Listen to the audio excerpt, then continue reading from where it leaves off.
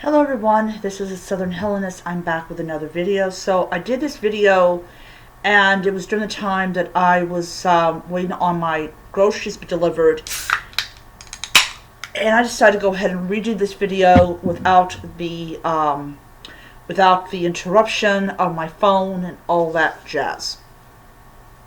So in today's video I'm going to do a video about how the gods, no matter what culture they are a part of, became demons, and how that view about the ancient past has been the biggest inheritor that modern day pagans and polytheists have gotten, which I call the raw end of the deal.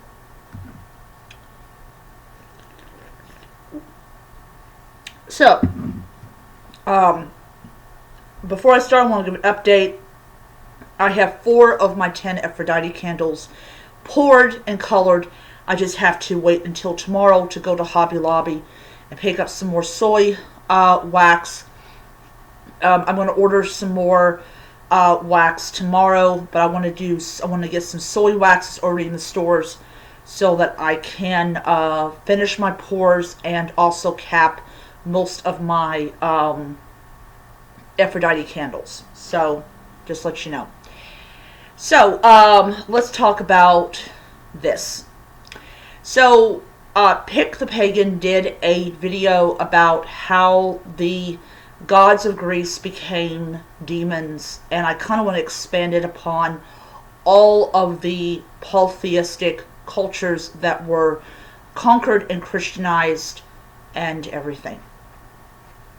So, one of the things that people have to understand about the early church was their main goal was to spread the belief in Christ around, and to at some point down the road be able to overthrow polytheism and become the dominant religion of the Roman Empire.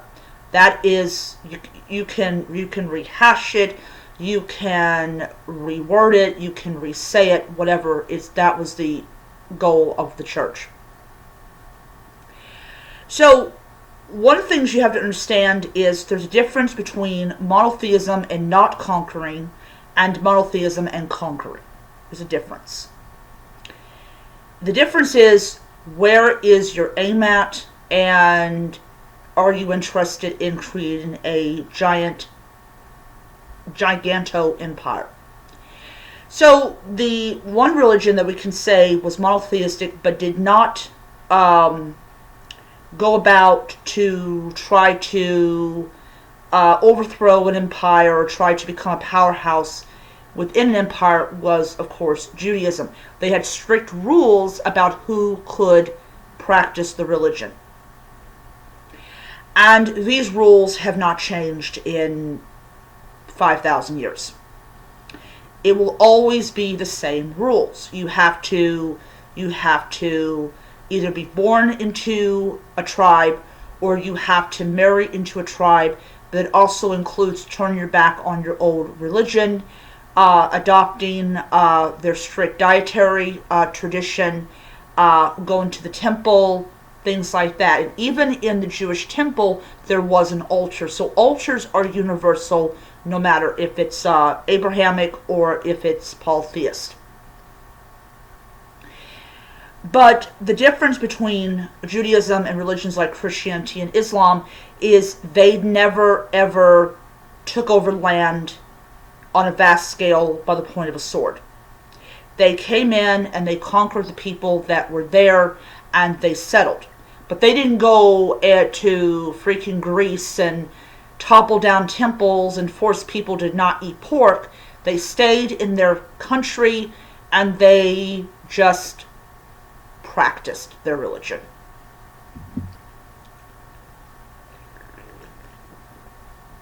They weren't interested in a 50 trillion mile empire. So, with that being said,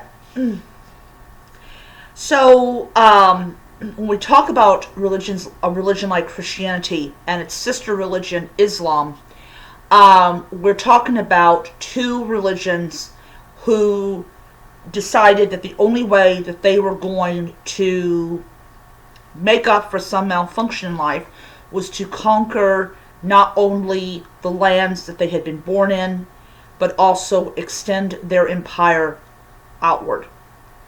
Apparently nobody told them the downside of trying to control a wide, vast area of land. So, when the Catholic Church became the dominant church in Rome and the Greek Orthodox Church became the dominant church in Greece, these two branches of the same rotten fruit, they had spent well over 100 years destroying temples, knocking down shrines, demonizing the gods, brainwashing the people into believing that deities like Zeus, deities like Isis, deities like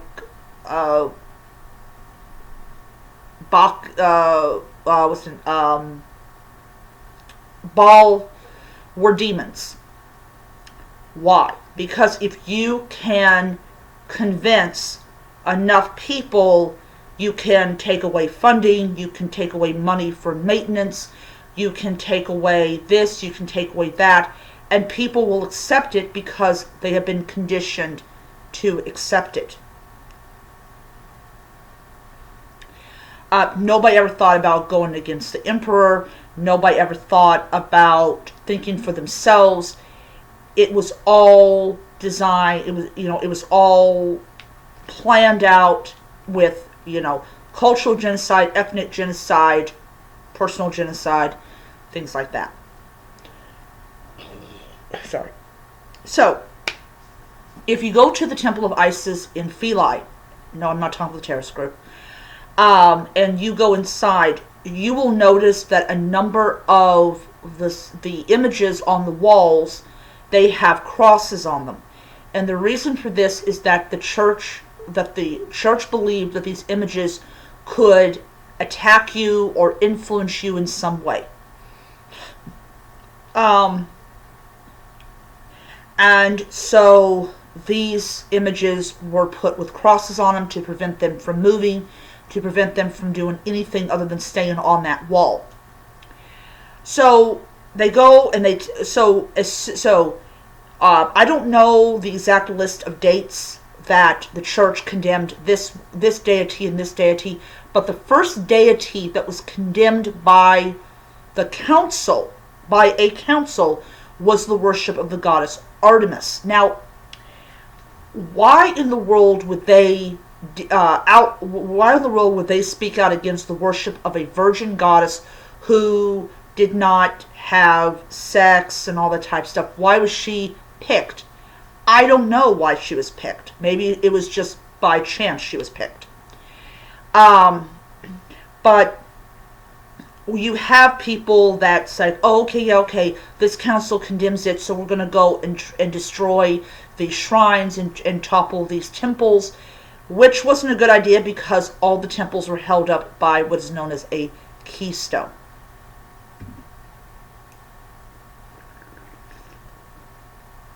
So, if you go look at a building, an ancient Greek building, you will be like, oh wow, all this stuff is held up by gravity and pressure and stuff like that.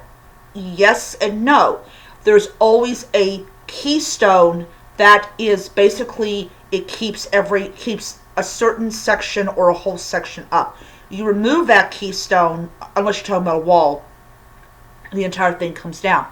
And even aerially, if you take a drone, you can tell the difference between man-made destruction and natural destruction. There's always a way that you can tell from where the stones landed to how much damage was done to the columns that caused them to come down. So you go and you demonize these gods. no matter the culture. So what was the point of demonizing the gods? Okay, so if you go look at a Jew, they'll walk past a statue and they won't do anything. Okay? It's not worth their time and effort to try to topple it. It's also very heavy and all that. But for Christians, the idea of a statue standing was abhorrent. They just could not stand the idea of it being there.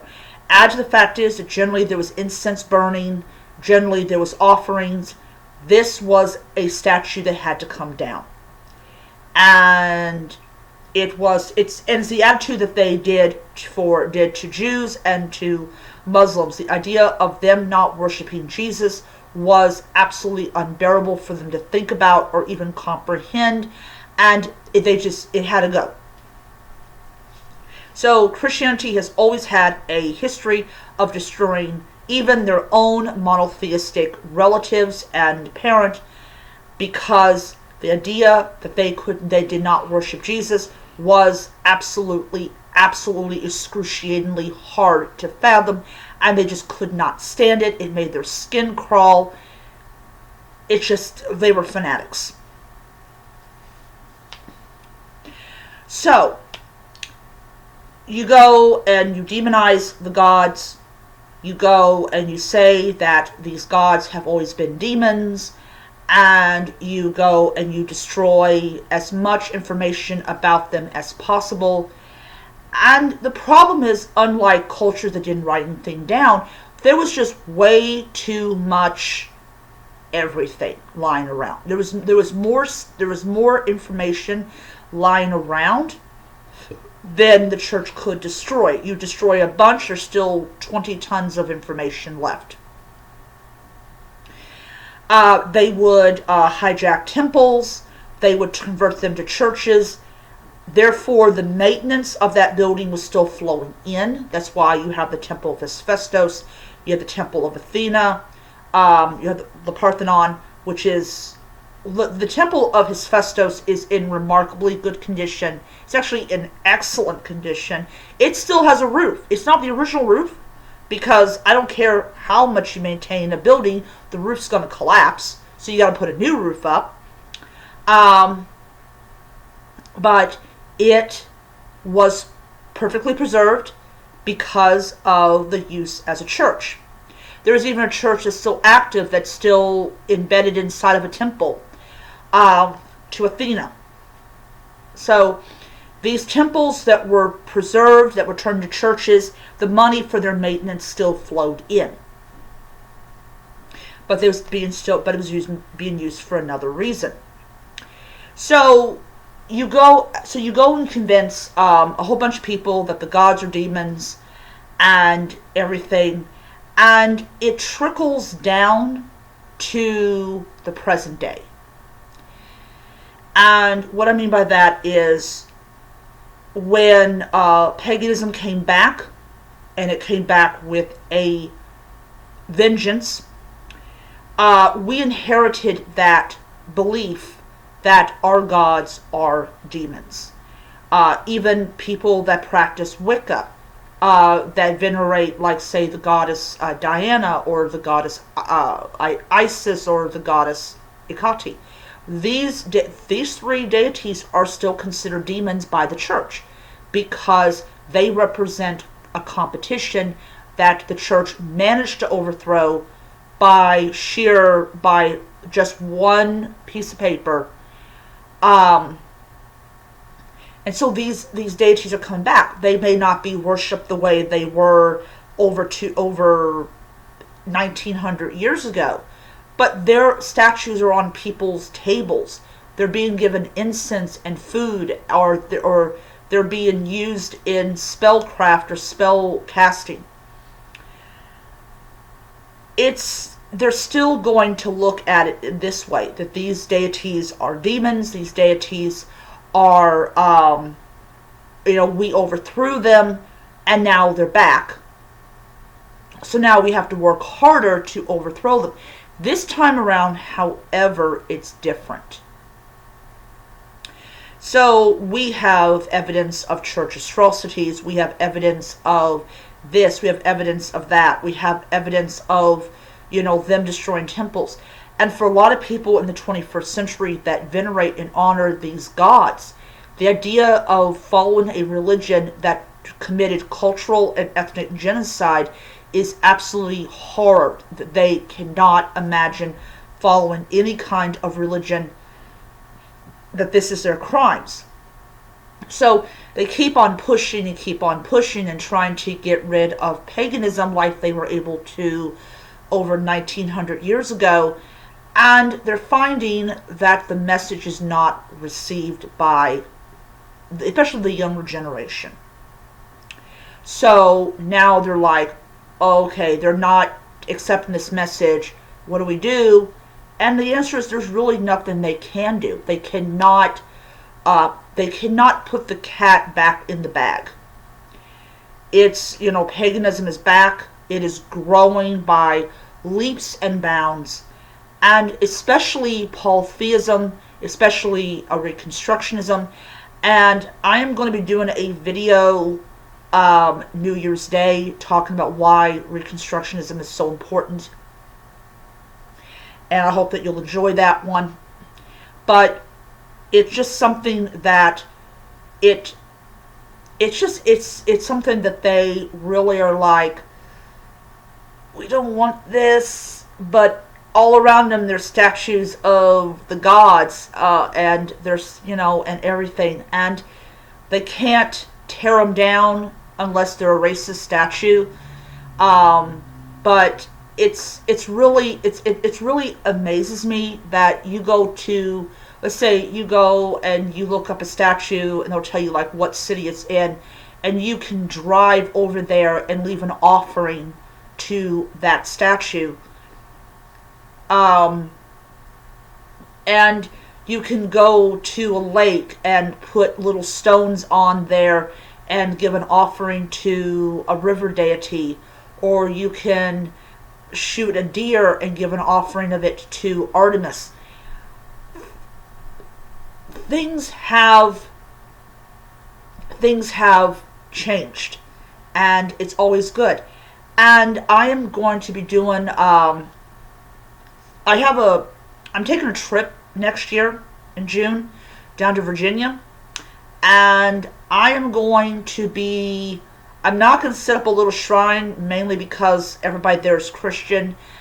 Despite, I'm going to be, in honesty, even though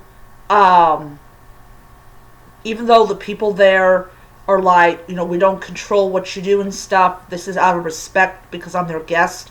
So what I will actually be doing is bringing a little mini shrine, mini shrine to there, and it's gonna be an LED candle, and I'm gonna pour like a little bit of like juice and stuff to Apollo. I do happen to have his shrine and everything, but it's going to be interesting to venerate the deities away from home and everything. But I am going to be taking lots of pictures and stuff like that and posting on Facebook and everything. So I am hoping that there is a stream that I can do a little bit of an offering to, which will be really awesome. And I will see you guys around. So until next time, may you be happy, healthy, most importantly be safe, and hail to the gods. Bye.